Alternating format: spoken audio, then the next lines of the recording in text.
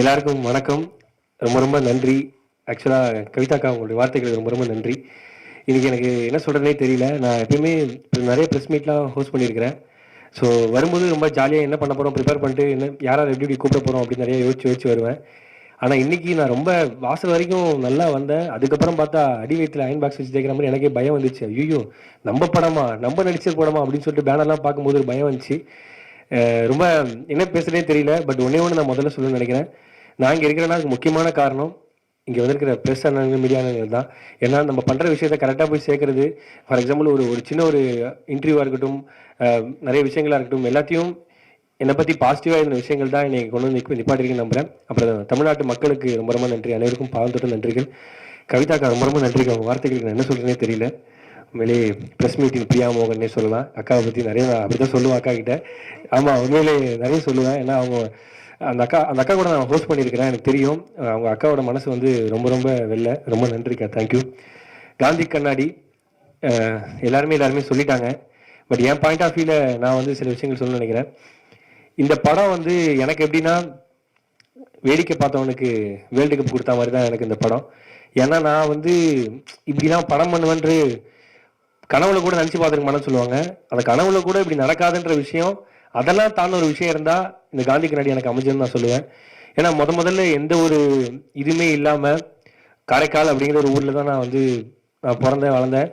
அதெல்லாம் தாண்டி ஒருத்தர் கொடுத்த நம்பிக்கையில் தான் என்னால் இங்கே நிற்க முடியுது. எப்படி எங்கள் அப்பா அம்மாவுக்கு வந்து நன்றி சொல்லணும், அதே மாதிரி எந்த ஒரு இதுவுமே இல்லாமல் இங்கே நான் நிற்கிறேன், இப்படி நான் உங்கள்கிட்ட பேசுகிறேன். காரைக்கால் பாலா டு காந்தி கண்ணாடி பாலாவுக்கு முக்கியமான காரணம் அமுதவான அண்ணன் தான். அவரு தான் எல்லாமே. நமக்கு வந்து ஓப்பனிங்லேருந்து இப்போ வரைக்கும் இந்த பாலா வந்து இப்படி பேசுகிறான், எல்லாமே பண்ணுறான் அப்படின்னா அது அவர் தான் காரணம். யார் என்னன்னு தெரியாத ஒரு பையனை வந்து இப்போ நிறைய சொல்கிறாங்க இந்த மனித மதம் பற்றிலாம் பேசும்போது, யார் என்னன்னு தெரியாத பையனை அந்த அன்பை மட்டும் வச்சு ஒருத்தனை வந்து நம்ம பார்த்துக்கணும், அவன் நல்லா வரணும்னு நினைக்கிறதுல அவர் தான் எனக்கு ஃபஸ்ட்டு. ஸோ அவர் தான் வந்து எந்த எதிர்பார்ப்பும் இல்லாமல் என்னை எடுத்து கிட்டத்தட்ட ஒரு 11-12 வருஷமாக நான் அண்ணன் கூட தான் இருக்கிறேன். ஸோ அவர் இல்லைன்னா நான் இல்லைங்க. ஸோ அவருக்கு ஃபர்ஸ்ட் ஆஃப் ஆல் நன்றிங்க, ரொம்ப நன்றி. நன்றியை தாண்டி எவ்வளோ வார்த்தைன்னு சொல்லலாம். அப்புறம் அண்ணனோட மனைவி ராஜேஸ்வரி அக்காவுக்கும் நன்றி சொல்லிகிட்டே இருக்கலாம்.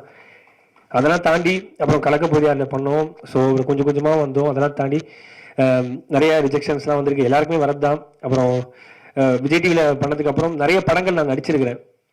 கிட்டத்தட்ட ஒரு 18-19 படங்கள் நடிச்சிருக்கிறேன். அந்த படங்கள் வந்து நடிப்பேன். பட்டு அது ஒரு 11-12 படங்கள் வந்து நடிச்சிருப்பேன், நான் படத்தில் வந்திருக்காது. அப்போ எங்களும் ஒரு கேள்வி இருக்கும், என்ன நம்ம இது ஐயோ ஏன்னா நடிக்கிறோம் எதுவுமே வரலன்னா, அப்போ வந்து இல்லைப்பா ஒரு காமெடி ஆர்டிஸ்ட் கொஞ்சம் ஃபேஸ் வேல்யூவாக இருக்காங்க, அவங்க இந்த போர்ஷன் வச்சுலாம், ஸோ இது அது கொஞ்சம் எடிட்டில் தூக்கிடுவாங்க அப்படிங்கிற மாதிரி சொல்லுவாங்க. அவங்க பண்ணது கரெக்டு தான், அவங்களும் தப்பு சொல்ல மாட்டேன். ஸோ அப்போ நிறைய யோசிப்பேன், டைட்டில் கார்டில் நம்ம பேர் இருக்கோம் ஆனால் படத்தில் நம்ம இருக்க மாட்டோமே அப்படின்னு சொல்லி நிறைய யோசிச்சிருக்கேன், நிறைய ஃபீல் பண்ணியிருக்கேன். அப்போ வந்து ரொம்ப யோசிப்பேன். அப்போ நானும் ஷெரீஃப் அண்ணனும் ஒரு படம் வந்து ஒர்க் பண்ணோம். அவர் வந்து அந்த படத்தில் கோ டைரக்டராக இருந்தார், நான் வந்து அதில் சைட் ஆர்டிஸ்டாக இருந்தேன். அப்போ வந்து நிறைய நாங்கள் பேசுவோம். அப்போ வந்து ரணம்லாம் பண்ணலை, ஒரு 7-8 வருஷத்துக்கு முன்னாடி இருக்குன்னு நினைக்கிறேன். அப்போ பேசும்போது என்னடா பண்ணுறேன் அப்படின்னு எப்படி இப்போ தானே விஜய் டிவியில் ஷூட்டிங் முடிச்சுட்டு வந்தேன், அதை நான் அப்படியே சரி வாடான்னு பேசிகிட்டு இருப்போம். பேசிகிட்டு இருக்கும்போது ஒரு நாள் என்ன ஆகிட்டு, நான் பைக்கில் தான் வருவேன், நீங்கள் மழை வந்துச்சுன்னு சொல்லிட்டு பைக்கில் வரல, கேபில் வந்தேன் ஷூட்டிங்க்கு. கேபில் வந்துட்டு போகும்போது கேப் வரல, போட்டேன் வரல, எங்கண்ணே என்ன கிண்டியாண்டை விட்டுறேன், நான் இங்கேருந்து போயிடுறேன் கேப் போட்டு அப்படின்னு சொல்லும்போது, கிண்டியாண்டை வந்து லீமெடின் ஹோட்டல் வசதி இருக்க பிளாட்ஃபார்மில் உட்காந்து 2 பேர் டீ குடிச்சிட்டு பேசிகிட்டு இருந்தோம். அப்போ லைட்டாக மழை தூயினே இருக்குது, உட்காந்து பேசிட்டே இருக்கோம். நான் பேசியிருக்கேன், என்னடா பண்ண போகிறேன் அடுத்து அப்படின்னு. தெரிலண்ணே, இந்த விஜய் டிவியில் தான் பண்ணிட்டு இருக்கேன், ஸோ சினிமா என்ன பண்ண போகிறேன், எங்கண்ணே சைட் ஆர்டிஸ்ட்கே கூப்பிட மாட்டாங்க என்னண்ணே அப்படின்னு சொல்லும்போது அவர் சொன்னார், அதான்டா நானும் கதை எழுதிட்டு இருக்கேன், சரி இப்போ நீ டேரக்ட் பண்ண எனக்கு ஒரு காமெடியன் கேரக்டர் தெரியா அப்படின்னு சொல்லி தான் நான் அவர்கிட்ட கேட்க ஆரம்பித்தேன். ஆமாம் அப்படிதான் கேட்டேன் அவர்கிட்ட சீரியஸா. டேரக்டர் கேரக்டர் பண்ண எனக்கு ஒரு காமெடி நூல் தெரியா, ஒரு 5 சீன் 6 சீன் ஹீரோ கூட ட்ராவல் ஆகிற மாதிரி சூப்பரான ஒரு சீனு, அவர் ஹீரோ கிட்ட லவ் சேர்த்து வைக்கிறது, இந்த மாதிரி ஏதாவது இருந்தால் சொல்ல, நான் கண்டிப்பாக என்னை கொஞ்சம் ரெஃபர் பண்ணேன்னு சொன்னேன்.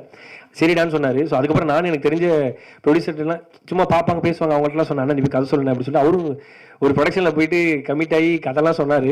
சொல்லும்போது அந்த ஹீரோ ஃப்ரெண்டு கேரக்டர் வந்து என்னை புஷ் பண்ணி பேசும்போது ஓகேன்ட்டாங்க. பட் அங்கே ப்ரொடக்ஷனில் இருக்க சிலர் வந்து என்ன சொன்னாங்கன்னா, அவங்க கேட்டது நியாயம் தான், தப்புன்னு சொல்ல மாட்டேன், கொஞ்சம் என்ன இப்படி இந்த பையனா இவன் இப்படி இருக்கான், இவன் இப்படி ஹீரோ ஃப்ரெண்டாக கொஞ்சம் ஃபேஸ் வேல்யூவாக போகலாமே அப்படின்ற மாதிரி சொன்னாங்க. நிறம் அதான் அந்த இது நிறம் மாதிரி இருக்கான் இந்த பையன், இப்படி ஹீரோ கொஞ்சம் அழகாக இருக்காரு, கூட இருக்கணும் கொஞ்சம் அழகாவது போடலாங்க, கொஞ்சம் ஃபேஸ் வேல்யூ ஆட்கள் போடலான்னு சொன்னேன். அந்த வாய்ப்பு எனக்கு போயிடுச்சு. ஸோ அப்புறம் வந்து அவருக்கும் அந்த படம் நடக்காமல் அடுத்து தான் ரணம் நடந்துச்சு. அதெல்லாம் தாண்டி ரணம்லாம் பண்ணதுக்கப்புறம் ஒரு நாள் திடீர்னு அதே மாதிரி தான் எனக்கு ஃபோன் பண்ணார். ஃபோன் பண்ணிருக்கும் போது இந்த மாதிரி ஒரு ப்ளஸ் டூ குழந்தைக்கு வந்து ஃபீஸ் கட்டணும்னு சொல்லி தான் பேச ஆரம்பித்தோம். பேச ஆரம்பிக்கும் போது தான் ரணம் பார்த்தேன், ரொம்ப சூப்பராக இருந்துச்சு, செம்மையாக இருந்துச்சு, என்னடா பண்ணுறேன் அப்படின்னு. இல்லைண்ணா நான் அப்படியே ஷோஸு அப்படி தான் பண்ணிருக்கேன் அப்படின்னு சொன்னேன். படம் பண்ணுறேடா? இல்லைண்ணே எங்கண்ணே அப்படி சும்மா பண்ணணும்னு ஆசை தான், யாருண்ணா வாய்ப்பு கொடுப்பா அப்படின்னு சொல்லி நான் சொல்லும்போது, அப்படியா சரி நான் உனக்கு ஒரு கதை சொல்லவா அப்படின்னாரு. இது என்ன கேரக்டர் அப்படின்னு கேட்டேன். என்ன கேரக்டரா? இல்லைடா இது ஹீரோவா பண்ணலாம்டா. ஹீரோவாவா? நீலாம் என்னை ஹீரோ வச்சு படம் பண்ணுவேன்னு தான் நான் ஃபஸ்ட்டு கேட்டேன். நீ ஆல்ரெடி படம் பண்ணி சூப்பராக சக்ஸஸ்ஃபுல்லாக அந்த படம் போயிடுச்சு. ஸோ அதுக்கப்புறம் என்னை வச்சு நீ எப்படி படம் பண்ணணும் தான் கேட்டேன். இல்லைடா நான் சொல்கிறவா அப்படின்னோடனே நான் அப்புறம் யோசிச்சுக்கிட்டே இருந்தேன். கட் பண்ணால் ஒரு ஷோவில் வந்து லாரன்ஸ் அண்ணா உனக்கு என்ன ஆசை அப்படின்னு சொல்லி கேட்டார். என்னடா இது ஷெரீஃபன் அப்படின்னு சொல்லியிருக்கா, அப்படி லாரன்ஸ் அண்ணன் அப்படி கேட்குறா, அப்படி சரி சொல்லி விடுவோம் நம்ம ஆசை என்னன்னு. எனக்கு ஹீரோ ஓனன் ஆசைண்ணே அப்படின்னு நான் சொல்லிட்டேன்.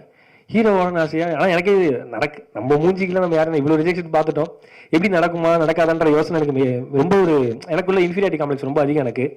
அப்போ வந்து லாரன்ஸ் அண்ணன் அவனுக்கு ஹீரோ ஆக்குறேன்டா, நீ ஏன்டா ஹீரோ ஆக முடியாது, நானா ஹீரோ ஆகும், நீ ஏன் ஹீரோ ஆகக்கூடாது அப்படி சொல்லி அண்ணா சொன்னார். ஸோ அந்த வார்த்தை வந்து எவ்வளோ பேர் இப்படி சொல்லுவாங்கன்னு எனக்கு தெரியல. அந்த சொன்ன வார்த்தை அவர் கேமரா பார்த்து சொன்னார். என்னுடைய ஃப்ரெண்ட்ஸ் நிறைய பேர் இருக்காங்க, இதை பார்த்துட்டு இருக்கோம், யாராவது பாலா ஹீரோ வச்சு படம் பண்ணணும்னு நினச்சிங்கன்னா நீங்கள் வாங்க, தம்பியை வந்து ஹீரோவாக நான் பார்க்கணும் அப்படின்னு சொல்லி சொன்னாங்க.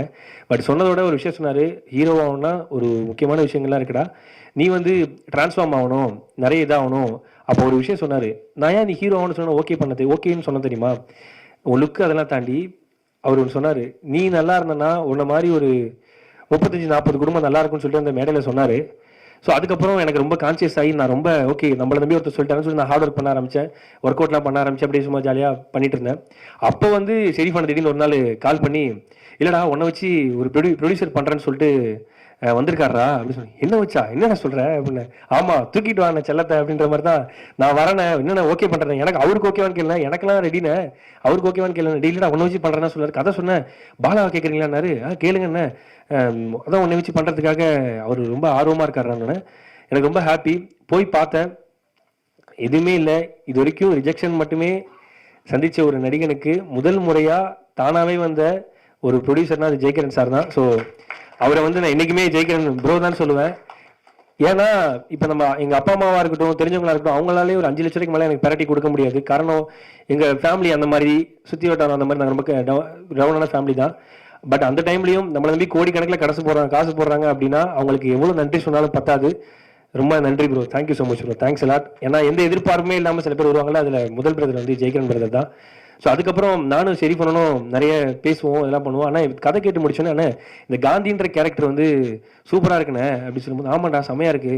ஆக்சுவலாக ஃபஸ்ட்டு நரேஷன் கேட்கும்போது அந்த காந்தின்ற கேரக்டர் ரொம்ப பவர்ஃபுல்லாக இருந்துச்சு, சூப்பராக இருந்துச்சு, அது யார் பண்ணலான்னு பேசும்போது நான் சொன்னேன், பாலாஜி சார் கேளுங்கண்ணே, ஆனால் அவர் இந்த மாதிரி நம்ம நான் ஹீரோவாக நடிக்கிறனால படத்தெல்லாம் இப்படி பண்ணுவார், கதை நல்லா இருக்குது கேளுங்க, ஸோ ரொம்ப வந்தாருன்னா அந்த படமே ரொம்ப பெருசாகிடுண்ணே அப்படின்னு சொல்லி சொன்னேன். சரின்னு சொல்லிட்டு போய் கதை சொன்னாங்க. கேமராமேன் பாலாஜி ப்ரோவும் ஷெரீஃபனும் போய் கதை சொன்னாங்க. அந்த கதையை கேட்டுட்டு சார் வந்து நான் பண்ணுறேன், யார் ஹீரோன்னு கேட்டோன்னா, ஆஹா அடுத்த செக் வைக்கிறாங்களே, ஹீரோன்னு கேட்டால் என் பேர் சொன்னால் பண்ண மாட்டாங்களே அப்படின்னு யோசிச்சேன். பட் பாலா அப்படின்னோடனே டபுள் ஓகே, கதை சூப்பராக இருக்குது பாலான்னு சொன்னோன்னே. ஏன்னா சார்லாம் ஒரு மிகப்பெரிய லெஜெண்டு, அவங்க பார்க்காத உயரம் இல்லை, அவங்க டைரக்ட் பண்ணாத படங்கள் கிடையாது, ஒர்க் பண்ணாத படங்கள் கிடையாது.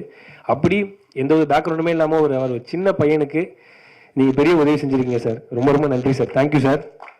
நீங்கள் பண்ண உதவியை நான் என்றைக்கும் மறக்க மாட்டேன் சார். ஏன்னா இந்த கேரக்டர் வந்து பெரிய கேரக்டரு. ஸோ நான் ஹீரோலாம் கிடையாது, அவர் தான் அந்த படத்தோட ஹீரோ. என்னையும் ஒரு ஆளாக மதிச்சு வந்ததுக்கு ரொம்ப ரொம்ப நன்றி சார், தேங்க்யூ. அதெல்லாம் தாண்டி அந்த கண்ணம்மா கேரக்டர் ரொம்ப காந்தி கண்ணம்மா தான் இந்த படத்துடைய மெயின் கரு. அந்த கண்ணம்மா கேரக்டர் யார் பண்ணுறான்னு கேட்கும்போது அர்ச்சனாமா, நாங்கள் அர்ச்சனாமாவா அவங்களாம் என் படத்தில் பண்ணுவாங்களா அப்படின்னு தான் சீரியஸாக நான் ஃபஸ்ட்டு கேட்டேன். ஆனால் கதையை கேட்டோடனே அர்ச்சனாமா வந்து இந்த கதையை ஓகே பண்ணதுக்கு ரொம்ப ரொம்ப நன்றி அர்ச்சனாமா, ரொம்ப நன்றி. நான் உங்கள் படங்கள்லாம் நிறைய பார்த்துருக்குறேன், என்ன சொல்கிறேனே தெரியல. இந்த 2 லிஜெண்ட்ஸுக்கும் நான் எவ்வளோ நன்றி சொல்லி சொன்னாலும் பத்தாது, சீரியஸாக அதுதான் உண்மை. நீங்கள் சொன்ன வார்த்தைகள் ரொம்ப நன்றி. 2 பேரும் படம் பார்த்துட்டாங்க, படம் பார்த்துட்டு நீங்கள் சொன்ன வார்த்தைகள் ரொம்ப ரொம்ப நன்றி. நான் ஏதாவது சாதிச்சிருக்கேன்னு கேட்டால் நீங்கள் சொன்ன அந்த கமெண்ட்டை வந்து நான் வீடியோவாக போட்டுப்பேன், நான் வச்சுப்பேன். ரொம்ப நன்றி, தேங்க்யூ. அதை தாண்டி இந்த படத்துக்கு ஹீரோயின் வேணும் அப்படின்னு சொல்லும்போது ஹீரோயின் செலெக்ஷன் எப்படின்னா, எல்லாருமே கதை வந்து கேட்பாங்க, நான் ஹாலில் வெயிட் பண்ணுவேன், ஆஃபீஸில் வந்து ரூமில் கதை கேட்பாங்க, டைரக்டர் வந்து கதை சொல்லுவார். சொல்லி முடிச்சோன்னே கதை சூப்பராக இருக்குது, ரணம் டேரக்டர்னோன்னா ஆல்ரெடி படம் பண்ணியிருக்காரு, ப்ரொடக்ஷன் எல்லாம் ஃபிக்ஸ் ஆகி ஆஃபீஸ் போட்டோன்னே வருவாங்க, வந்து கதைலாம் கேட்டுருவாங்க. கேட்டோன்னே கதை ரொம்ப சூப்பராக இருக்குது, செமையாக இருக்குது, யார் பேரா பண்ணுறா அப்படின்னோடனே பாலா அப்படின்னோடனே, பாலாவா, சரி நான் சொல்கிறேன் அப்படின்னு போயிடுவாங்க. அவங்க மேலே தப்புலாம் கிடையாது. ஸோ இப்படி வந்து ஒவ்வொரு ரிஜெக்ஷனாக போயிட்டே இருக்கும். கதை சூப்பராக இருக்குது, செமையாக இருக்குது, யார் ஹீரோ? பாலா. ஐயோ அப்படின்ற மாதிரி ஒரு 10 பேர் செக் பண்ணாங்க, 20 பேர், 30 பேர், 40 பேர் அப்படின்னு எல்லாம் செக் பண்ணிட்டே இருப்பாங்க. நான் தான் கதை சொல்கிற ஆரம்பிக்கும் போது நான் வரமாட்டேன். சொல்லி முடிச்சதுக்கப்புறம் தான் ஹாலில் வெயிட் பண்ணுவேன் என்ன சொல்கிறாங்கன்னு பார்க்குறதுக்கு. அப்படியே ஒரு 50 பேர் ரிஜெக்ட் பண்ணிட்டாங்க. அவங்க மேலே தப்பு இல்லை. ஸோ நம்மளும் அவ்வளோ பெரிய ஆள் இல்லை. கட் பண்ணால் 51வது ஆள் லாஸ்ட்டாக வந்தாங்க தான் விநாயக் மகாதேவ்ன்ற மாதிரி நமிதா கிருஷ்ணமூர்த்தி. எந்த ஒரு எதிர்பார்ப்புமே இல்லாமல் கதை கேட்டதுக்கப்புறம் கதை பிடிச்சிருக்கு, யார் ஹீரோன்னு கேட்டால் கண்டிப்பாக பண்ணுறேன் அப்படின்னு சொன்னோன்னே அது எனக்கு என்ன சொல்கிறதே தெரியல. எந்த பேக்ரவுண்டுமே இல்லாத ஒரு பையனுக்கு லுக் அண்ட் ஃபீலாக இன்ஃபீரியாரிட்டி காம்ப்ளெக்ஸ் உள்ள பையனுக்கு இன்றைக்கி நீங்கள் பண்ண ஒரு விஷயம் வந்து நான் என்றைக்குமே மறக்க மாட்டேன். நமிதா கிருஷ்ணமூர்த்தி, ரொம்ப ரொம்ப நன்றி, தேங்க்யூ. ஏன்னா இது இப்படி நிறையா ஸ்போர்ட்டிவாக எடுத்துகிட்டு பண்ணுற விஷயங்கள்லாம் ரொம்ப ரொம்ப ரேரு. நீங்கள் எனக்காக பண்ணீங்க, தேங்க்யூ. அதெல்லாம் தாண்டி கேமராமேன் பாலாஜி ப்ரோ, அவர் எப்படின்னா வந்து நான் எனக்கு அண்ணா என்னென்ன ஃப்ரேமில் எப்படின்னு ஓகேவா இருப்பானா, பார்ப்பாங்களா, ஏற்றுப்பாங்களா அப்படின்னு. இதுக்கு முன்னாடி நாங்கள் ஆக்டிங் கிளாஸ்லாம் நாங்கள் உட்காந்து ஒர்க் பண்ணோம், ஒர்க் ஷாப்லாம் பண்ணோம். நான் ரைட்டிங்லேருந்து உட்காந்து பேசுவோம், நிறைய பண்ணுவோம், ஒர்க் பண்ணோம். அப்போ வந்து சொன்னேன், இல்லைடா நான் சூப்பராக காட்டுறேன், நான் செம்மையாக ஃப்ரேம் வைக்கிறேன் அப்படின்னு சொல்லிட்டு. நீங்கள் இப்போ ட்ரெய்லர் பார்த்துருப்பீங்க, படமும் அப்படி தான் இருக்கும். என்னை வந்து ஓகே நான் என்னோட இன்ஃபீரியார் காம்ப்ளெக்ஸ் வந்து நான் படம் பார்க்கும்போது ஓகேவா, நம்மளும் ஓகேவா இருக்குமே அப்படின்னு காட்ட வச்சது பாலாஜிண்ணே. ரொம்ப நன்றிண்ணே, தேங்க்யூ, ரொம்ப ரொம்ப நன்றி. லவ் யூண்ணே, தேங்க்யூண்ணே. அண்ணா எந்திரிக்கான உட்காருண்ணே, எனக்கு பயமாக இருக்குண்ணே. ஓகே, அடுத்து வந்து எடிட்டர் சிவநந்தீஸ்வரன் சார், அவருக்கு மிகப்பெரிய நன்றி சொல்லணும். நானும் ஷெரீஃப் பண்ணணும் எப்படின்னா, படம்லாம் ஷூட்டிங் முடிச்சுட்டு வந்து ஷெரீஃப் பண்ண வந்து ஃபுட்டேஜை வந்து எடிட்டர் போட்டு காட்டுவாங்க. போட்டு காட்டிட்டு வெளில வந்து நாங்கள் எப்படின்னா தனப்பிரசவத்துக்கு வெயிட் பண்ணுற மாதிரி எங்கேயும் நடந்துட்டு இருப்போம். என்ன சொல்ல போகிறாங்க, எப்படி கட்டு வரப்போகுது, என்ன மாதிரி வரப்போகுது. ஏன்னா சார் வந்து பெரிய லெஜண்ட், நிறைய படங்கள் பார்த்துட்டு தீரன் அதிகாரம் ஒன்று, காப்பி ரணசிங்கம், வடக்குப்பட்டு ராமசாமி, நிறைய படங்கள் வந்து சார் எடிட் பண்ணியிருக்காங்க. நிறைய படங்கள் ப்ரோமோ எடிட்டராக இருந்திருக்காங்க. ஸோ எப்படி வந்து சொல்ல போகிறாங்க அப்படின்னு சொல்லும்போது, இல்லை ஷெரீஃப் இப்படி பண்ணிக்கலாம் அப்படி பண்ணிக்கலாம்னு சொல்லிட்டு கிட்டத்தட்ட இந்த படத்துக்காக முக்கியமான மெடக்கல் வந்து சிவநந்தீஸ்வரன் சார் வந்து இந்த படத்துக்காக உழைச்சிருக்காங்க. அதுலேயும் ஷூட்டிங் ஸ்பாட்டுக்குலாம் ஒரு எடிட்டர் வரணும்னு அவசியமே இல்லை. பட் எங்களுக்காக ஷூட்டிங் ஸ்பாட்லாம் வந்து அவரும் இந்த ஷெரீஃப் பண்ணணும், அவரும் பைக்கில் உட்காந்து லில்லி புட்லாம் பிடிச்சிட்டு இங்கே ஷூட்லாம் பண்ணியிருக்காங்க. தேங்க்யூ சிவநந்தீஸ்வரன் ப்ரோ, ரொம்ப நன்றி, தேங்க்யூ. அப்போன்னு எனக்கு ரொம்ப ரொம்ப நன்றி. ஆர்ட் டைரக்டர் அப்போண்ணே, தேங்க்யூ ஸோ மச்ண்ணே, ரொம்ப நன்றி. நான் கேட்டோன்னே டக்குன்னு செட்டெல்லாம் போட்டு கொடுப்பீங்க, சின்ன சின்னதாக சூப்பராக, ரொம்ப நன்றி. அதுக்கப்புறம் இந்த ப்ராஜெக்டில் அவர் கூட தான் நான் நடிச்சிருக்கிறேன். மதன் ப்ரோ, அவர் வந்து கலக்கியிருப்பாரு. அவர் வந்து கல்லூரி படத்தில் நான் பார்த்துருக்கிறேன், பயங்கரமான ஆர்டிஸ்ட். அவர் கூட நான் நடிச்சதுக்கு ரொம்ப ரொம்ப சந்தோஷமாக கருதுறேன். அப்புறம் மனோஜ் ப்ரோ, ஆராதனா, அவங்க 2 பேருமே கலக்கியிருக்காங்க. ஐயா உட்காருங்க ஐயா, ரொம்ப பயமாக இருக்கு எனக்கு. ஓகே, ரொம்ப நன்றி, தேங்க்யூ. இதெல்லாம் தாண்டி இந்த இப்படி ஒரு படம் பண்ணியிருக்கோம் அப்படின்னு சொன்ன உடனே இந்த படத்துக்கு வந்து முக்கியமான விஷயமே வந்து படத்தை கொண்டு போய் எடுத்துகிட்டு போய் சேர்க்கறது தான். நான் ரொம்ப தீவிரமான சினிமா ரசிகன். ஒரு வாரத்துக்கு 4-5 சினிமா வந்துச்சுன்னா எல்லா சினிமாவும் பார்த்துருவேன். அப்படி அந்த 4-5 படங்கள் வருதுல ஒரு 3 படங்கள் 2 படங்களே சக்தி ஃபிலிம் ஃபேக்டரி அப்படிங்கிற பேர் வரும். நான் உட்காந்து பார்ப்பேன். குட் நைட் படத்தில் வந்து நிறைய படத்துலேருந்து அந்த பேர் வந்துகிட்டே இருக்கும். சரி, சக்தி சார் வந்து இந்த படம் பார்க்குறாங்கன்னு சொன்னோன்னே என்னால் நம்பவே முடியல. நம்ம படத்தை அவர் பார்க்குறாரா அப்படின்னு சொல்லும்போது நம்பவே முடியல. படம் பார்த்துட்டு எல்லாரும் சரி நான் சொல்கிறேன்ட்டு போயிடுவாங்க.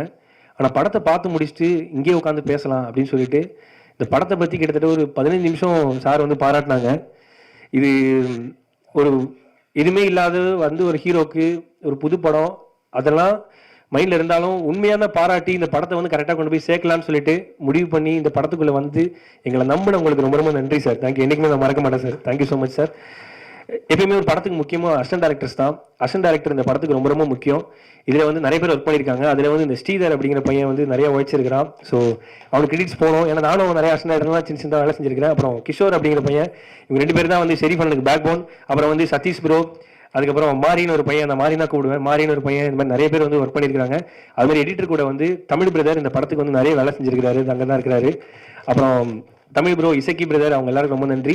இந்த படம் எக்ஸிக்யூட்டிவ் ப்ரொடியூசராக இருந்த உதயகுமார் பாலாஜி பிரதருக்கு ரொம்ப ரொம்ப நன்றி. ஏன்னா அவர் வந்து பல கேரக்டராக மாறுவார். 12-13 தசாவதாரம் படத்தில் கமல் சார் மாதிரி திடீர்னு பார்த்தா ப்ரொடக்ஷன் மேனேஜர், திடீர்னு பார்த்தா செட் அசிஸ்டண்டாக இருப்பார், திடீர்னு பார்த்தா பலவிதமான கேரக்டர்லாம் அந்த படத்தில் பண்ணுவார். எங்களுக்காக ரொம்ப ரொம்ப நன்றி ப்ரோ, தேங்க்யூ.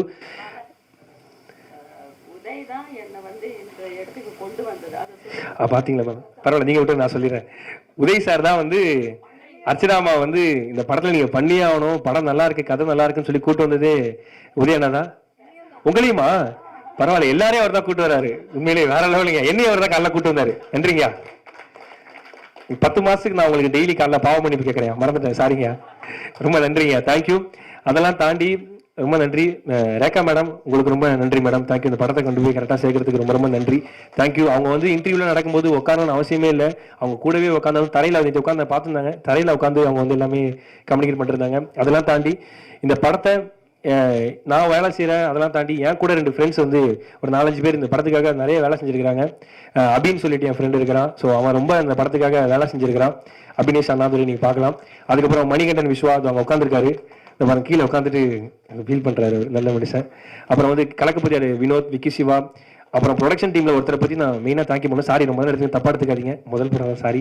அப்புறம் அபி அப்படிங்கிறவர் வந்து இந்த படத்துக்காக நிறைய வேலைகள் செஞ்சுருக்காரு. இரவு பகல் பார்க்காது ரொம்ப வேலை செஞ்சுருக்காங்க. எல்லாருமே சேர்ந்து ஒரு படம் பண்ணியிருக்கிறோம். உங்ககிட்ட சமர்ப்பிக்கிறோம். அதெல்லாம் நீங்கள் தான் கொண்டு போய் சேர்க்கணும். ரொம்ப நன்றி. ரொம்ப கொஞ்சம் எமோஷனலாக இதுக்கு மேலே பேசினா சாரி. தேங்க்யூ.